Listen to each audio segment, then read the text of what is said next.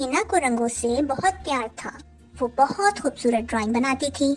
उसके कमरे में ढेरों रंग बिखरे रहते थे, मगर उसमें एक आदत ये भी थी कि वो चीजों को उनकी जगह पर नहीं रखती थी।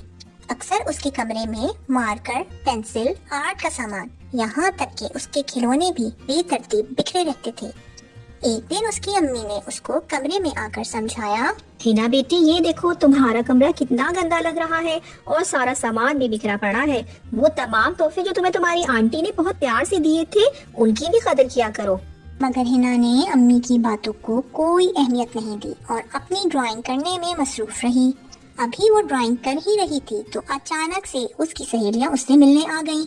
वो उन्हें देखकर बहुत खुश हुई, मगर ये क्या, उसके कमरे में खेलने की कोई जगह ही नहीं थी। मजबूरन वो उनको लेकर लाउंज में आ गई। जब उसकी सहेलियां वापस चली गईं, तो वो बहुत उदास नजर आ रही थी। अम्मी के पूछने पर उसने बताया, मेरी सहेलियों ने जब मेरा कमरा देखा तो वो बहुत बुरा लग रहा था।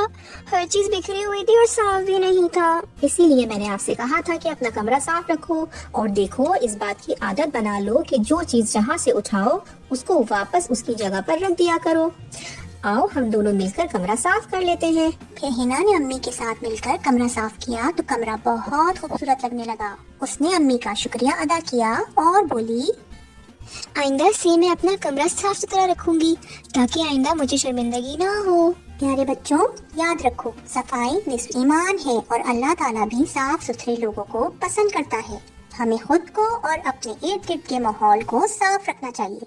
ऐसा करने से हम भी सेहतमंद और खुश रहते हैं और दूसरे लोग भी हमें पसंद करते हैं।